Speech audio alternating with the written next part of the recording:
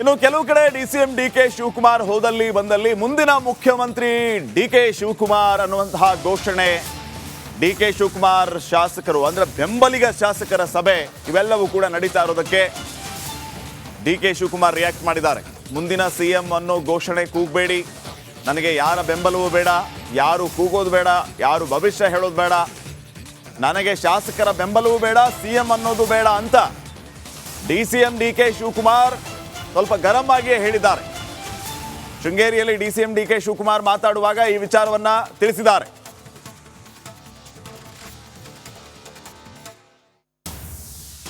ಯಾರು ಬೇಡ, ನನಗೆ ಯಾರು ಒತ್ತಾಯ ಆಗೋದು ಬೇಡ, ನನಗೆ ಯಾರ ಬೆಂಬಲನೂ ಬೇಡ, ಯಾವ ಶಾಸಕರ ಬೆಂಬಲನೂ ನನಗೆ ಅವಶ್ಯಕತೆ ಇಲ್ಲ. ನಾನು ಉಂಟು, ಕಾಂಗ್ರೆಸ್ ಪಕ್ಷ ಉಂಟು. ಕಾಂಗ್ರೆಸ್ ಪಕ್ಷ ನಾಯಕರು ಏನು ಹೇಳ್ತಾರೆ ಆ ರೀತಿ ನಾನು ಕೆಲಸ ಮಾಡ್ಕೊಂಡು ಹೋಗ್ತೀನಿ.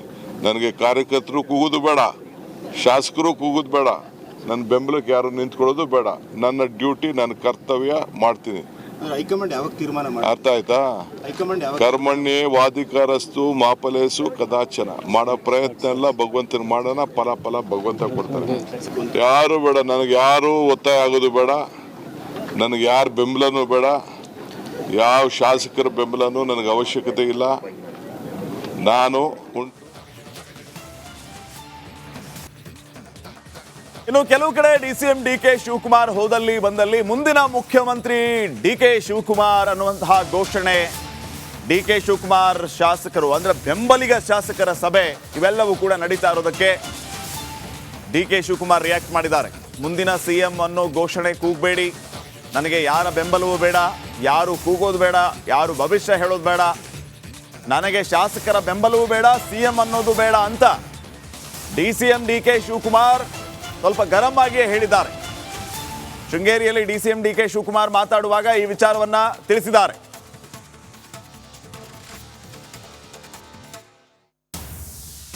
ಯಾರು ಬೇಡ, ನನಗೆ ಯಾರು ಒತ್ತಾಯ ಆಗೋದು ಬೇಡ, ನನಗೆ ಯಾರ ಬೆಂಬಲನೂ ಬೇಡ, ಯಾವ ಶಾಸಕರ ಬೆಂಬಲನೂ ನನಗೆ ಅವಶ್ಯಕತೆ ಇಲ್ಲ. ನಾನು ಉಂಟು, ಕಾಂಗ್ರೆಸ್ ಪಕ್ಷ ಉಂಟು. ಕಾಂಗ್ರೆಸ್ ಪಕ್ಷ ನಾಯಕರು ಏನು ಹೇಳ್ತಾರೆ ಆ ರೀತಿ ನಾನು ಕೆಲಸ ಮಾಡ್ಕೊಂಡು ಹೋಗ್ತೀನಿ. ನನಗೆ ಕಾರ್ಯಕರ್ತರು ಕೂಗೋದು ಬೇಡ, ಶಾಸಕರು ಕೂಗೋದು ಬೇಡ, ನನ್ನ ಬೆಂಬಲಕ್ಕೆ ಯಾರು ನಿಂತ್ಕೊಳ್ಳೋದು ಬೇಡ. ನನ್ನ ಡ್ಯೂಟಿ, ನನ್ನ ಕರ್ತವ್ಯ ಮಾಡ್ತೀನಿ. ಹೈಕಮಾಂಡ್ ಯಾವಾಗ ತೀರ್ಮಾನ ಮಾಡಿ? ಅರ್ಥ ಆಯ್ತಾ? ಕರ್ಮಣ್ಯೇ ವಾಧಿಕಾರಸ್ತು ಮಾಫಲೇಸು ಕದಾಚನ. ಮಾಡೋ ಪ್ರಯತ್ನ ಎಲ್ಲ ಭಗವಂತನ ಮಾಡೋಣ, ಫಲ ಭಗವಂತ ಕೊಡ್ತಾರೆ. ಯಾರು ಬೇಡ, ನನಗೆ ಯಾರು ಒತ್ತಾಯ ಆಗೋದು ಬೇಡ, ನನಗೆ ಯಾರ ಬೆಂಬಲನೂ ಬೇಡ, ಯಾವ ಶಾಸಕರ ಬೆಂಬಲನೂ ನನಗೆ ಅವಶ್ಯಕತೆ ಇಲ್ಲ. ನಾನು ಉಂಟು. ಅನ್ನುವಂಥ ಕೆಲವು ಮಾತುಗಳು ಕೂಡ ಈಗ ಸದ್ಯಕ್ಕೆ ಇಲ್ಲಿ ಕೇಳಿ ಬರ್ತಾ ಇರುವಂತದ್ದು Shripath. Okay, thank you Chetan ಮಾಹಿತಿಗಾಗಿ.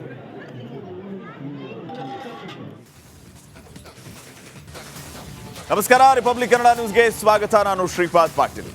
DCM DK Shivakumar back to back temple run ಅನ್ನ ನಡೆಸ್ತಾ ಇದ್ದಾರೆ. ತಮಿಳುನಾಡಿನ ಕುಂಭಕೋಣಂಗೆ ಹೋಗಿ ಪ್ರತ್ಯಂಗಿರ ಹೋಮ ಹವನ ಮಾಡಿಸಿದ್ದ ಡಿಕೆಶಿ ಈಗ ಚಿಕ್ಕಮಗಳೂರು ಶೃಂಗೇರಿ ಮಠಕ್ಕೆ ಹೋಗಿದ್ದಾರೆ. ಚಿಕ್ಕಮಗಳೂರಿನಲ್ಲಿ ಡಿಕೆಶಿ ಟೆಂಪಲ್ ರನ್ ನಡೆಸಿದ್ದಾರೆ. ಅಧಿಕಾರ ಹಾಗೂ ಶತ್ರು ಸಂಹಾರಕ್ಕಾಗಿ ವಿಶೇಷ ಪೂಜೆಯನ್ನ ನೆರವೇರಿಸಿದ್ದಾರೆ. ಮೊನ್ನೆ ಪ್ರತ್ಯಂಗಿರ ಹೋಮ, ಇವತ್ತು ಕಾರ್ತವೀರಾರ್ಜುನಿಗೆ ದೇವರಿಗೆ ವಿಶೇಷ ಪೂಜೆ. ಮೊದಲ ಬಾರಿಗೆ ಡಿಕೆ ಶಿವಕುಮಾರ್ ಈ ರೀತಿ ಪೂಜೆಯನ್ನ ಸಲ್ಲಿಸಿರೋದು. ಮೊನ್ನೆ ಪ್ರತ್ಯಂಗಿರ, ಇಂದು ಕಾರ್ತವೀರಾರ್ಜುನನಿಗೆ ವಿಶೇಷ ಪೂಜೆಯನ್ನ ಸಲ್ಲಿಸಿದ್ದಾರೆ. ಯಾವ ಶತ್ರುನಾಶಕ್ಕಾಗಿ ಡಿಕೆ ಶಿವಕುಮಾರ್ ಈ ರೀತಿ ಪೂಜೆಯನ್ನ ಮಾಡ್ತಿದ್ದಾರೆ ಅನ್ನುವಂತಹ ಪ್ರಶ್ನೆ ನೋಡಿ, ತಾವು ದೃಶ್ಯಗಳಲ್ಲಿ ಗಮನಿಸ್ತಾ ಇದ್ದೀರಿ.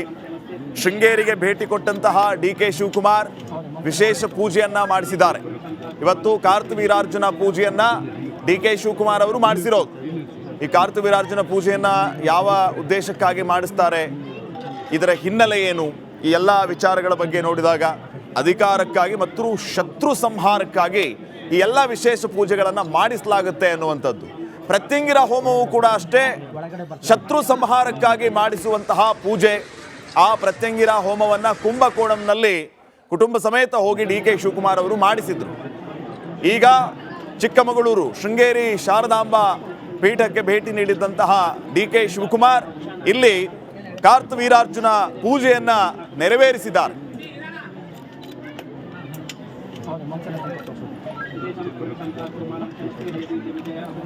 ಈ ಬಗ್ಗೆ ಇನ್ನಷ್ಟು ಮಾಹಿತಿಯನ್ನ ನೀಡ್ತಾರೆ ನಮ್ಮ ಚಿಕ್ಕಮಗಳೂರು ಪ್ರತಿನಿಧಿ ಚೇತನ್ ಪದ್ಮಶಾಲಿ ಈಗ ಫೋನ್ ಸಂಪರ್ಕದಲ್ಲಿ. ಚೇತನ್, ಕಾರ್ತವೀರಾರ್ಜುನ ಪೂಜೆ ಯಾವ ಕಾರಣಕ್ಕಾಗಿ ಮಾಡಲಾಗುತ್ತೆ, ಏನು ವಿಶೇಷ ಇಲ್ಲಿ ಪೂಜೆ ಮಾಡೋದು?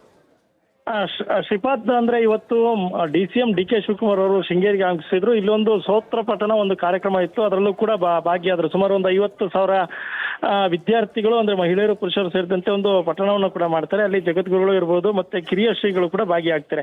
ಅದಾದ ನಂತರ ಅವರು ನೇರವಾಗಿ ಕಾರ್ಯಕ್ರಮದಿಂದ ನೇರವಾಗಿ ದೇವಸ್ಥಾನಕ್ಕೆ, ಶಾರದಾಂಬ ದೇವಸ್ಥಾನಕ್ಕೆ ಬಂದಿರುವಂಥದ್ದು. ದೇವಸ್ಥಾನ ಮಧ್ಯಾಹ್ನ 1:15ಗೆ ಬಂದಾಗೋದ್ರಿಂದ ದೇವಸ್ಥಾನದ ಒಂದು ಪ್ರದಕ್ಷಿಣೆಯನ್ನು ಹಾಕಿ ನಂತರ ಕಾರ್ತವೀರಾರ್ಜುನಿಗೆ ಒಂದು ವಿಶೇಷವಾದ ಪೂಜೆಯನ್ನು ಕೂಡ ಸಲ್ಲಿಸಿದ್ದಾರೆ. ಅಂದ್ರೆ ಏನು ಶಾರದಾಂಬ ದೇಗುಲದ ನಕ್ಷತ್ರಾಕಾರದಲ್ಲಿರುವಂತಹ ದೇವಸ್ಥಾನದಲ್ಲಿರುವಂತಹ ಅದು ಒಂದು ಸ್ಥಳ. ಅದು ಅಲ್ಲಿ ಹೋದಂತ DK ಶಿವಕುಮಾರ್ ಅವರು ಅದಕ್ಕೆ ಕೆಲವೊಂದು 10 ರಿಂದ 15 ನಿಮಿಷಗಳ ಕಾಲ ವಿಶೇಷ ಪೂಜೆಯನ್ನು ನಡೆಸಿದ್ದಾರೆ. ಅದಕ್ಕೆ ಕೂಡ ಋತ್ವಿಜರು ಕೂಡ ಸಾಥ್ ಕೂಡ ನೀಡಿರುವಂಥದ್ದು. ಇಲ್ಲಿ ವಿಶೇಷ ಅಂದ್ರೆ ಆ ಒಂದು ಸ್ಥಳದಲ್ಲಿ ಪೂಜೆ ಮಾಡಿಸ್ಬೇಕು ಅಂದ್ರೆ ಕಳೆದುಕೊಂಡು ಹೋದ ವಸ್ತುವನ್ನು ಮತ್ತೆ ಪಡಿಲಿಕ್ಕೆ ಅನ್ನುವಂಥದ್ದು, ಮತ್ತೆ ಅಧಿಕಾರ ಮತ್ತೆ ಶತ್ರುನಾಶಕ್ಕಾಗಿ ಒಂದು ಪೂಜೆಯನ್ನ ಮಾಡ್ತಾರೆ.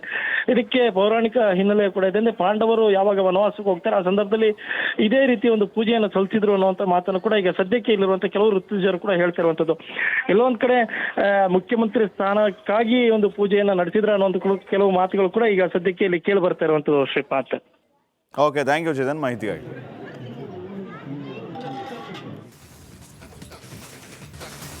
ನಮಸ್ಕಾರ, ರಿಪಬ್ಲಿಕ್ ಕನ್ನಡ ನ್ಯೂಸ್ಗೆ ಸ್ವಾಗತ. ನಾನು Shripad Patil. DCM DK Shivakumar back to back temple run ಅನ್ನ ನಡೆಸ್ತಾ ಇದ್ದಾರೆ. ತಮಿಳುನಾಡಿನ ಕುಂಭಕೋಣಂಗೆ ಹೋಗಿ ಪ್ರತ್ಯಂಗಿರ ಹೋಮ ಹವನ ಮಾಡಿಸಿದ್ದ DKC ಈಗ ಚಿಕ್ಕಮಗಳೂರು ಶೃಂಗೇರಿ ಮಠಕ್ಕೆ ಹೋಗಿದ್ದಾರೆ. ಚಿಕ್ಕಮಗಳೂರಿನಲ್ಲಿ DKC ಟೆಂಪಲ್ ರನ್ ನಡೆಸಿದ್ದಾರೆ.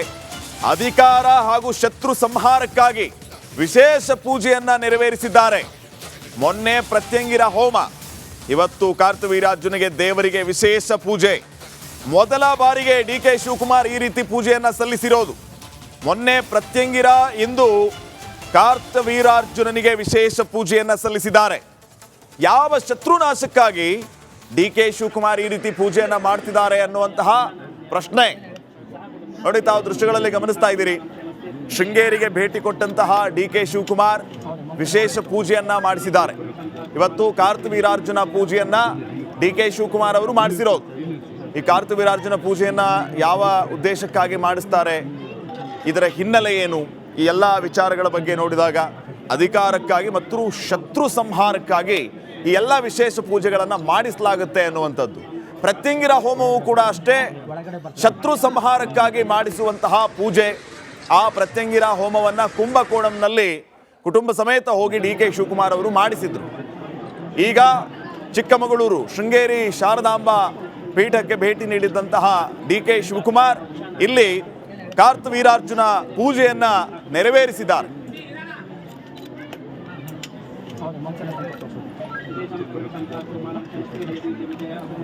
ಈ ಬಗ್ಗೆ ಇನ್ನಷ್ಟು ಮಾಹಿತಿಯನ್ನ ನೀಡ್ತಾರೆ ನಮ್ಮ ಚಿಕ್ಕಮಗಳೂರು ಪ್ರತಿನಿಧಿ ಚೇತನ್ ಪದ್ಮಶಾಲಿ ಈಗ ಫೋನ್ ಸಂಪರ್ಕದಲ್ಲಿ. ಚೇತನ್, ಕಾರ್ತವೀರಾರ್ಜುನ ಪೂಜೆ ಯಾವ ಕಾರಣಕ್ಕಾಗಿ ಮಾಡಲಾಗುತ್ತೆ, ಏನು ವಿಶೇಷ ಇಲ್ಲಿ ಪೂಜೆ ಮಾಡೋದು? ಶ್ರೀಪಾದ್, ಅಂದ್ರೆ ಇವತ್ತು DCM DK ಶಿವಕುಮಾರ್ ಅವರು ಶೃಂಗೇರಿಗೆ ಆಗಮಿಸಿದ್ರು. ಇಲ್ಲೊಂದು ಸ್ತೋತ್ರ ಪಠಣ ಒಂದು ಕಾರ್ಯಕ್ರಮ ಇತ್ತು, ಅದರಲ್ಲೂ ಕೂಡ ಭಾಗಿಯಾದ್ರು. ಸುಮಾರು ಒಂದು 50,000 ವಿದ್ಯಾರ್ಥಿಗಳು, ಅಂದ್ರೆ ಮಹಿಳೆಯರು ಪುರುಷರು ಸೇರಿದಂತೆ ಒಂದು ಪಠಣವನ್ನು ಕೂಡ ಮಾಡ್ತಾರೆ. ಅಲ್ಲಿ ಜಗದ್ಗುರುಗಳು ಇರ್ಬೋದು, ಮತ್ತೆ ಕಿರಿಯ ಶ್ರೀಗಳು ಕೂಡ ಭಾಗಿಯಾಗ್ತಾರೆ. ಅದಾದ ನಂತರ ಅವರು ನೇರವಾಗಿ ಕಾರ್ಯಕ್ರಮದಿಂದ ನೇರವಾಗಿ ದೇವಸ್ಥಾನಕ್ಕೆ, ಶಾರದಾಂಬ ದೇವಸ್ಥಾನಕ್ಕೆ ಬಂದಿರುವಂಥದ್ದು. ದೇವಸ್ಥಾನ ಮಧ್ಯಾಹ್ನ 1:15ಗೆ ಬಂದಾಗೋದ್ರಿಂದ ದೇವಸ್ಥಾನದ ಒಂದು ಪ್ರದಕ್ಷಿಣೆಯನ್ನು ಹಾಕಿ ನಂತರ ಕಾರ್ತವೀರಾರ್ಜುನಿಗೆ ಒಂದು ವಿಶೇಷವಾದ ಪೂಜೆಯನ್ನು ಕೂಡ ಸಲ್ಲಿಸಿದ್ದಾರೆ. ಅಂದ್ರೆ ಏನು ಶಾರದಾಂಬ ದೇಗುಲದ ನಕ್ಷತ್ರಾಕಾರದಲ್ಲಿರುವಂತಹ ದೇವಸ್ಥಾನದಲ್ಲಿರುವಂತಹ ಅದು ಒಂದು ಸ್ಥಳ. ಅದು ಅಲ್ಲಿ ಹೋದಂತ DK ಶಿವಕುಮಾರ್ ಅವರು ಅದಕ್ಕೆ ಕೆಲವೊಂದು 10 ರಿಂದ 15 ನಿಮಿಷಗಳ ಕಾಲ ವಿಶೇಷ ಪೂಜೆಯನ್ನು ನಡೆಸಿದ್ದಾರೆ. ಅದಕ್ಕೆ ಕೂಡ ಋತ್ವಿಜರು ಕೂಡ ಸಾಥ್ ಕೂಡ ನೀಡಿರುವಂಥದ್ದು. ಇಲ್ಲಿ ವಿಶೇಷ ಅಂದ್ರೆ ಆ ಒಂದು ಸ್ಥಳದಲ್ಲಿ ಪೂಜೆ ಮಾಡಿಸ್ಬೇಕು ಅಂದ್ರೆ ಕಳೆದುಕೊಂಡು ಹೋದ ವಸ್ತುವನ್ನು ಮತ್ತೆ ಪಡಿಲಿಕ್ಕೆ ಅನ್ನುವಂಥದ್ದು, ಮತ್ತೆ ಅಧಿಕಾರ ಮತ್ತೆ ಶತ್ರುನಾಶಕ್ಕಾಗಿ ಒಂದು ಪೂಜೆಯನ್ನ ಮಾಡ್ತಾರೆ. ಇದಕ್ಕೆ ಪೌರಾಣಿಕ ಹಿನ್ನೆಲೆ ಕೂಡ ಇದೆ. ಅಂದ್ರೆ ಪಾಂಡವರು ಯಾವಾಗ ವನವಾಸಕ್ಕೆ ಹೋಗ್ತಾರೆ ಆ ಸಂದರ್ಭದಲ್ಲಿ ಇದೇ ರೀತಿ ಒಂದು ಪೂಜೆಯನ್ನು ಸಲ್ಲಿಸಿದ್ರು ಅನ್ನುವಂಥ ಮಾತನ್ನು ಕೂಡ ಈಗ ಸದ್ಯಕ್ಕೆ ಇಲ್ಲಿರುವಂತಹ ಕೆಲವು ಋತ್ವಿಜರು ಕೂಡ ಹೇಳ್ತಿರುವಂಥದ್ದು. ಎಲ್ಲೊಂದ್ ಕಡೆ ಮುಖ್ಯಮಂತ್ರಿ ಸ್ಥಾನಕ್ಕಾಗಿ ಒಂದು ಪೂಜೆಯನ್ನ ನಡೆಸಿದ್ರ ಅನ್ನುವಂಥ ಕೆಲವು ಮಾತುಗಳು ಕೂಡ ಈಗ ಸದ್ಯಕ್ಕೆ ಇಲ್ಲಿ ಕೇಳಿ ಬರ್ತಾ ಇರುವಂಥದ್ದು Shripad. Okay, thank you Chetan ಮಾಹಿತಿಗಾಗಿ.